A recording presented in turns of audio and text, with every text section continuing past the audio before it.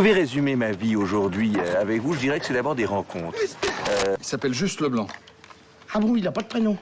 Je suis ton père. Honte. C'est le Nord. Ah non de Dieu, versez-moi un canon, le Claude. Pas de bras, pas de chocolat. Bonjour à tous, bienvenue à l'émission Réplique culte sur D4B avec l'association Cinémel du Cinéma Le Méliès. Aujourd'hui, nous vous présentons les nouveautés à l'affiche à partir du 13 mars 2024. Mercredi 13 mars de 14h à 17h, en partenariat avec l'association Eleven eSport, venez vivre les jeux vidéo sur grand écran. Et c'est Super Smash Bros Ultimate qui sera mis à l'honneur. Tarif normal 10 € et tarif adhérent Eleven eSport 5 €. Lundi 18 mars à 20h15, en partenariat avec le CIVAM et le CCFD Terre Solidaire, venez participer au ciné-débat qui suivra la projection du film documentaire de Jean-Baptiste Delpia et Olivier Paillage, La part des autres. Le film pose un regard sur l'appauvrissement des producteurs et des consommateurs, interroge sur les conditions d'un accès digne pour tous à une alimentation de qualité et durable. Le débat portera sur la sécurité sociale de l'alimentation et nous accueillerons Kevin Certenay, co-auteur du livre Régime général pour une sécurité sociale de l'alimentation, le CIVAM Seuil du Poitou, le Secours populaire et le CCAS de Mel. Bonne annonce!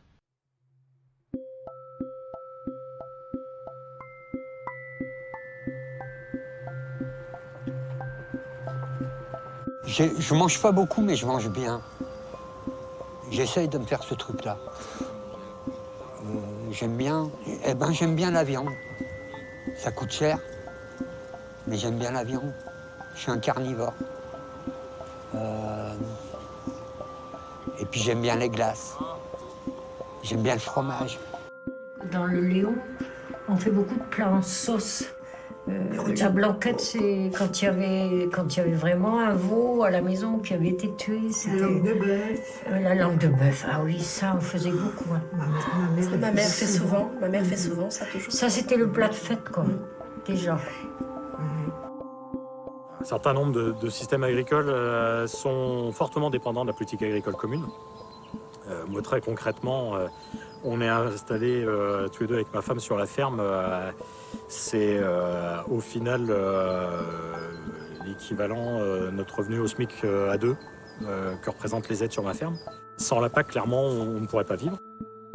On a constaté là des choses qu'on ignorait, qu'il y avait des gens qui se nourrissaient, une femme et ses 2 enfants avec 100 €. Alors moi je crois que c'était 100 € par semaine, mais c'était 100 € par mois.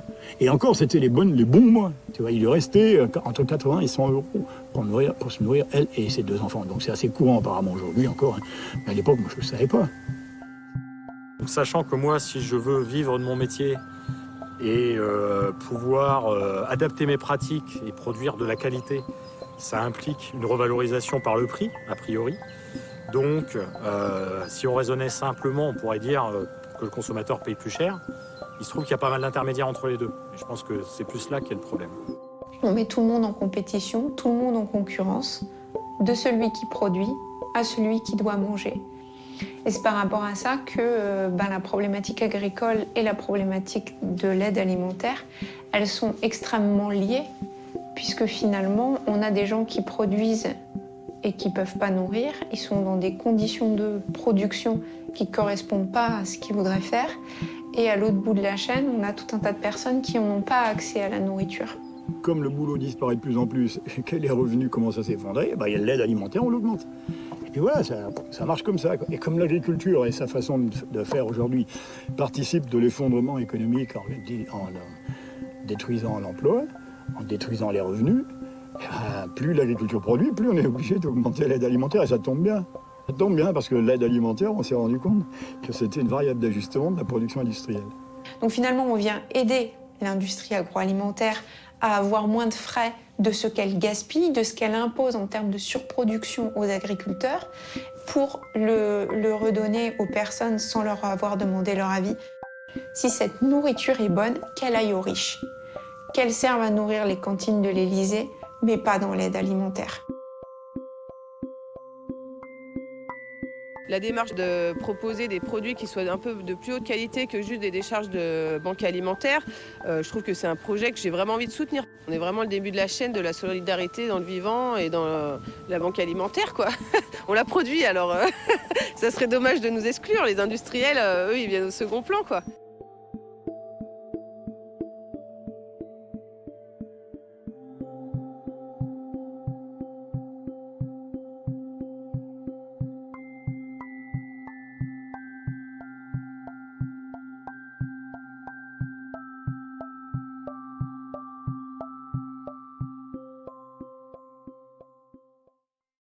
Nous vous proposons aussi cette semaine d'une deuxième partie de Denis Villeneuve avec Timothée Chalamet, Zendaya et Rebecca Ferguson. Film avec avertissement présenté en version originale sous-titrée et version française. Paul Atreides s'unit à Chani et aux Fremen pour mener la révolte contre ceux qui ont anéanti sa famille. Il se retrouve confronté au plus grand des dilemmes. Bande annonce. Paul. Tout va bien. Je suis là. Ça faisait longtemps que t'avais pas fait un de tes cauchemars. Raconte-moi, de quoi tu es arrivé? Ce ne sont que des fragments. Rien n'est clair.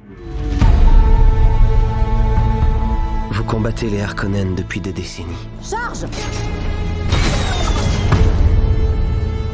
Ma famille les combat depuis des siècles.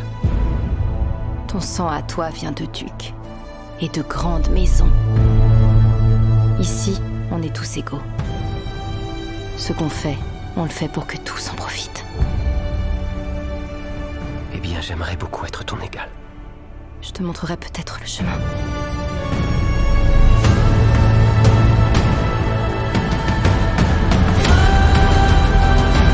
Occupez-vous de ce prophète. Envoyez des assassins. Feyd Rautha, il est fou allié.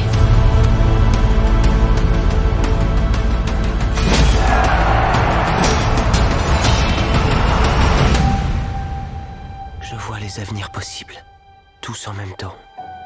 Et dans nombre d'entre eux, nos ennemis s'imposent. Mais je vois un chemin. Il y a une toute petite brèche.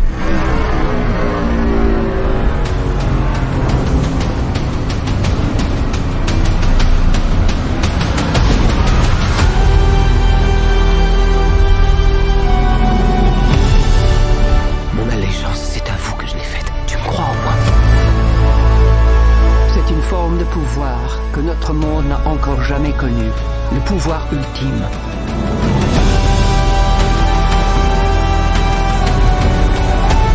Je veux que tu saches, je t'aimerai jusqu'à mon dernier souffle. Tu ne me perdras jamais, aussi longtemps que tu resteras celui que tu es. Réfléchissez à vos actions pour la trade. Silence!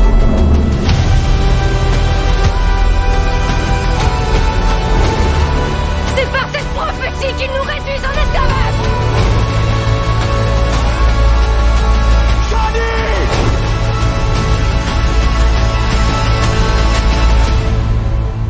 Tu ne peux même pas imaginer ce qui t'attend.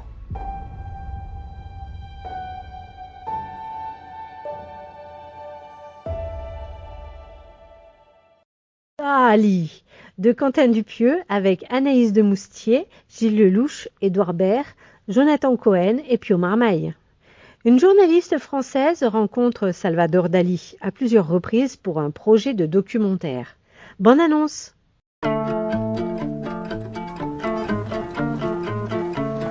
Maître, on peut faire une pause un peu là? Oh, putain, quel enfer! Mais ça va pas la tête?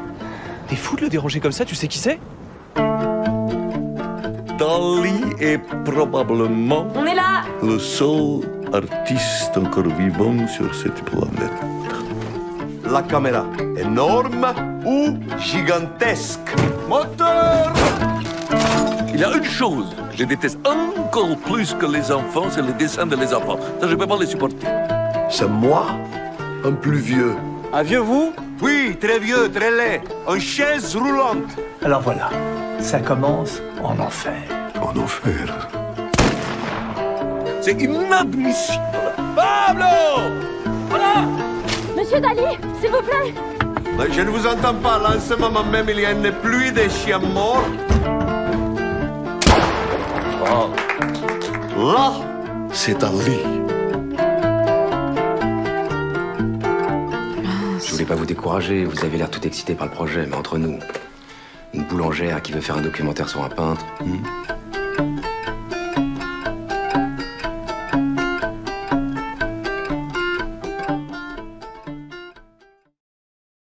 Sans jamais nous connaître du réalisateur anglais Andrew Haigh avec Andrew Scott, Paul Mescal et Jimmy Bell.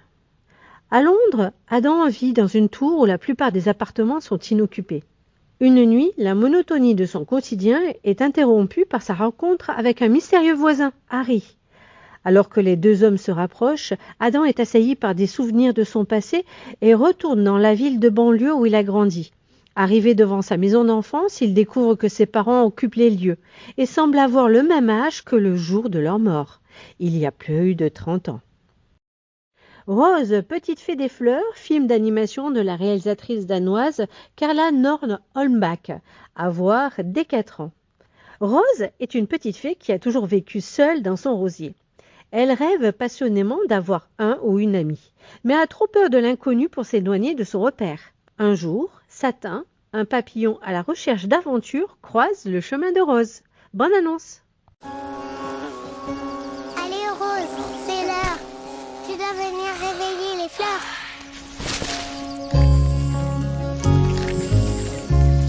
Ce rosier, c'est ma maison. Je l'ai jamais quittée. Tu es une petite chenille, c'est ça? Oui. Moi, j'aime vivre dans mon rosier, mais je me sens trop seule. Je m'appelle Satin et je n'ai peur de rien. La dernière arrivée est une limace baveuse. Non, c'est dangereux de voler aussi vite. Mais ralentis, c'est trop rigolo. Accélère. Je me suis fait une amie. Elle doit être exceptionnelle pour avoir entraîné une trouillarde comme toi jusqu'à l'océan. Une troll de pierre s'est installée dans notre forêt et transforme de nombreux animaux en pierre. Elle me fait pas peur, cette idiote de troll de pierre. Viens avec moi et ensemble on sauvera Summerland. Tu ne peux pas partir te balader comme ça n'importe où, Rose. Aidez-moi, s'il vous plaît. Je suis Maître Hibou à ton service. Regarde où tu voles, vieille taupe à plumes. Ça arrive à tout le monde d'avoir peur, mais entouré de tes amis, même une toute petite fée des fleurs comme toi pourra affronter bien plus que tu ne penses.